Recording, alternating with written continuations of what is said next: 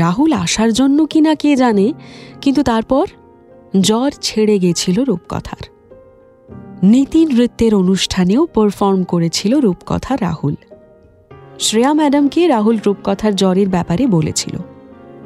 Shreya madam অনুষ্ঠান শেষে রূপকথার পিঠ চাপড়ে বলল, great job done, thank you Rupkatha, thanks a লট।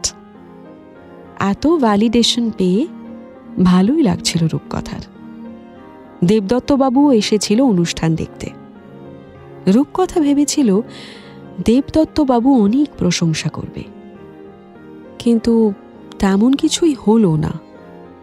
দেবদত্তবাবু গটগট করে বেরিয়ে যাচ্ছিল অনুষ্ঠান শেষে। রূপকথা নিজে থেকেই জিজ্ঞেস করল, ভালো আছেন? হাসল দেবদত্তবাবু। রূপকথায় জিজ্ঞেস করল, কেমন লাগলো পারফরমেন্স? দেবদত্তবাবু খানিকক্ষণ চুপ করে থাকল। তারপর বলল, রূপকথা, তোমাদের বয়স কম, জীবনের অনেকটা পথ এখনো চলা বাকি, কিন্তু কোনটা পথ আর কোনটা কানাগলি তোমাকেই বুঝতে হবে। হাঁটার আনন্দে এগিয়ে গিয়ে দেওয়ালে ধাক্কা খেও না যেন। তুমি বুদ্ধিমতী মেয়ে, আমি জানি তুমি লক্ষ্য স্থির করে নেবে ঠিক। রূপকথা মাথা মুন্ডু কিছুই বুঝতে পারল না। ভদ্রতার খাতিরে অল্প হেসে ঘাড় নাড়ল। দেবদত্তবাবু বেরিয়ে যাওয়ার পর ঘড়ি দেখল রূপকথা। অনেকটা দেরি হয়ে গেছে। এখন বাড়ি গিয়ে আবার কাল ফিরে আসাটা হেক্টিক হয়ে যাবে। বাবাকে ফোন করলো একবার। হ্যালো বাবা, বলছি পিজিতে কথা বলেছিলে তুমি? হ্যাঁ বলেছিলাম। কি বললো ওরা? ওদের তো 1 মাস আগে বলার কথা হিসেব মতো। এই মাসটা থাকতেই হবে, তারপর ছাড়া যাবে। কেন বলতো?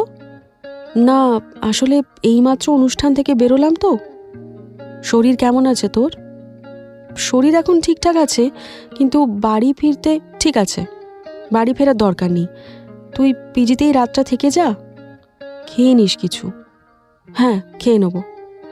এই তুই চাবি নিয়ে গেছিস? দেখ তোর কাছে চাবি আছে কিনা। ব্যাগ হাতড়ে খুঁজল রূপকথা। পেয়েও গেল চাবি। কানে ফোন দিয়ে বলল, হ্যাঁ বাবা, চাবি আমার কাছেই আছে। ওদিক থেকে সঞ্জীববাবু বলল, ঠিক আছে, যা যা দরকারি জিনিস আছে নিয়ে নিস। আস্তে আস্তে তো সব নিয়ে আসতেও হবে। ভারী যা আছে থাক, পরে একদিন একটা ছোট হাতি করে নিয়ে চলে আসব। রাহুল পাশেই দাঁড়িয়েছিল। একদিকের কথা শুনে আন্দাজ করতে পারছিল, কিন্তু পুরোপুরি বুঝতেও পারছিল না। তাছাড়া ও কোথায় যাবে সেটাও তো ঠিক হয়নি। ওকে যদি এরপর একা বাড়ি ফিরতে হয়, সে এক বিচ্ছিরি ব্যাপার হবে। ফোন রেখে ওর দিকে তাকিয়ে হাসল রূপকথা। রাহুলের চোখে মুখে অনেক প্রশ্ন। তারই একটা বেছে নিয়ে জিজ্ঞেস করল, হাসছিস কেন? রূপকথা ভীষণ নির্বিকারভাবে বলল, আনন্দে। মুখ বেঁকালো রাহুল। রূপকথা আবার হাসল। জিজ্ঞেস করল, তুই মুখ বেঁকাতেও পারিস? হ্যাঁ পারি। আর কি কি পারিস শুনি? এটা একটা শোনার সময় হলো? কেন, কি এমন খারাপ সময়? রাত কটা বাজে দেখেছিস? কিভাবে বাড়ি ফিরবো সে কথাই ভাবছি। আর তুই এখন আমাকে আমার স্ট্রেংথ আর উইকনেস জিজ্ঞেস করছিস? বাড়ি? কে বাড়ি ফিরবে? আমরা, মানে আমি আর তুইও তো। না, আমি তো বাড়ি ফিরবো না। কিন্তু আমায় তো ফিরতে হবে নাকি? তুইও বাড়ি ফিরছিস না। তাহলে? তাহলে গন্তব্য পিজি স্যার। একটা ক্যাব ডাকুন প্রেসিডেন্সিয়াল অ্যাড্রেসে। তার আগে চলুন কিছু খেয়ে নি। আজ আপনি আমার গেস্ট। কি বুঝলেন? কাছের একটা রুটি তরকার হোটেলে ঢুকলো দুজন। হাত রুটি আর ডিম তরকা। পাশে রাখা পেঁয়াজে কামড় দিচ্ছিল মাঝে মধ্যে। আহা, কি অপূর্ব স্বাদ। রোজ বাড়িতে খাওয়া দাওয়া করার পর একদিন এরকম রুটি তরকা খাওয়ার প্রয়োজন আছে। স্বাদ ফেরে। তাছাড়া জ্বর জ্বালায় এমনি রূপকথার জীবন বিস্বাদ হয়ে গেছিল। 1 প্লেট রুটি তরকা খেয়ে বাইরে এসে একটা লম্বা ঢেকুর তুলল রাহুল। পাশেই একটা পানবিড়ির দোকান ছিল, সেখান থেকে 2টো সিগারেট নিল রাহুল। দোকানের পাশে দাঁড়িয়ে আরামে সুখ টান দিতে থাকলো দুজন। পৃথিবীর যত অবসর যেন ওদের আজ পেয়েছে। বাড়ি ফিরতে হবে না জানতে পারার পর হাতে যেন একসঙ্গে অনেকটা সময় এসে পড়েছিল। রাহুলও বাড়িতে ফোন করে জানিয়ে দিল। রাহুলের বাড়িতে অবশ্য জিজ্ঞেস করেছিল কোথায় থাকছে রাতে ইত্যাদি। রাহুল বলল বন্ধুর বাড়িতে। আর কোনো প্রশ্ন করেনি ওদিক থেকে, শুধু একবার খাওয়ার কথা বলছিল। রাহুল ঘুরিয়ে যখন বলল খেয়েই ফোন করছি, আর কিছু বলেনি ওপার থেকে। এরপর একটা ক্যাব ডাকলো রাহুল। ক্যাবে চড়ে সোজা রূপকথার পিজিতে।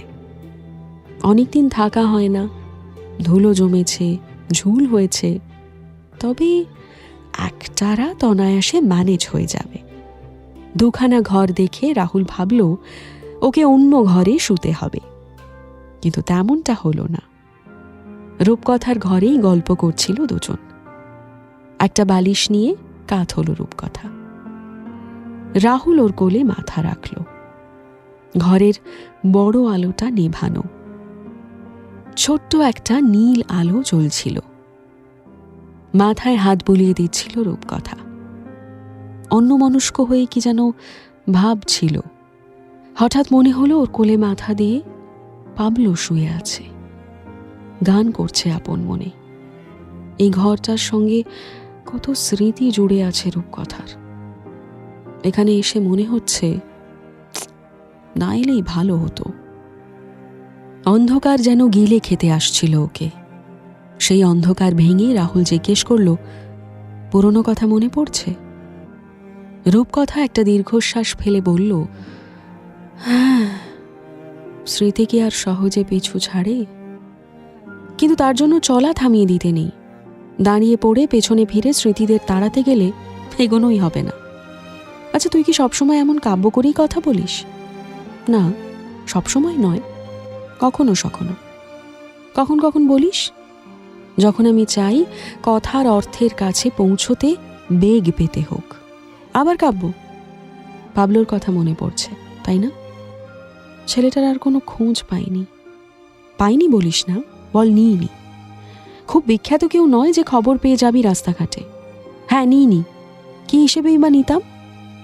এখনো ভালোবাসিস ওকে, তাই না? ভালোবাসি? কে জানে, আমি কি কাউকেই ভালোবাসতে পারি? খুব পারিস, ভালোবেসে আষ্টে পৃষ্ঠে বেঁধে ফেলিস। আমি নিজেই টের পাচ্ছি। সিগারেট আছে তোর কাছে? খেয়েছিস তো অনেকগুলো। আগে কদিন তোর শরীরটা ভালো হোক। কদিন আগেই তো তোর শরীরটা ভালো হলো, এত সিগারেট খাস না। তুই এমন কাকুদের মতো জ্ঞান দিস না তো। তাহলে সিগারেট দে। আছে? একটাই সিগারেট ছিল রাহুলের কাছে, কাল নেচার্স কলের জন্য বাঁচিয়ে রেখেছিল।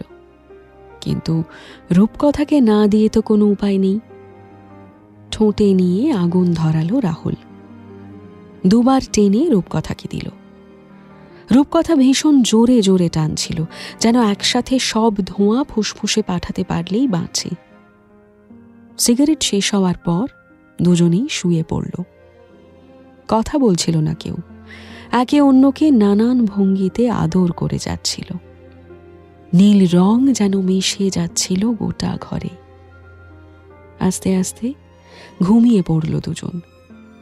সারাদিনের ক্লান্তির পর নিশ্চিন্ত একটা ঘুম, আর এক ঘুমেই সকাল।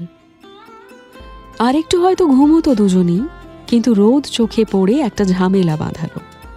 চোখে মুখে জল দিয়ে রাহুল জিজ্ঞেস করল, চায়ের সরঞ্জাম আছে? ঘাড় নাড়ল রূপকথা। বলল, বাইরে থেকে খেয়ে আসি চল, এখন আর এত কিছু করতে হবে না। পিজি থেকে বেরিয়ে অল্প যেতেই একটা চায়ের দোকান পেল। সেখানেই চা, মাখন পাউরুটি আর সিগারেট খেয়ে ব্রেকফাস্ট সারল। অনেক দিন পর পিজিতে থাকলো রূপকথা। বাড়িতে থাকতে থাকতে অভ্যেসটা বদলে গেছে। একটানা ঘুম হলেও খুব একটা স্বস্তি হয়নি। এখনো ক্লান্ত লাগছিল। মনে হচ্ছিল কখন বাড়ি ফিরবে। বুঝতেই পারছিল পিজিতে এটা ওর শেষ কাটানো রাত। ব্রেকফাস্ট সেরে আবার পিজিতেই ফিরল দুজন। রাহুল জিজ্ঞেস করল, কি রে, আবার ফিরে এলি? রূপকথা উত্তরে বলল, বেকার এই রোদে টোটো করে ঘুরবো কেন, আছে যখন জায়গা বসি খানিকক্ষণ। এরপর হয়তো আর আসা হবে না এখানে। যতটুকু সময় আছে স্মৃতিটুকু মেখে নিই গায়ে।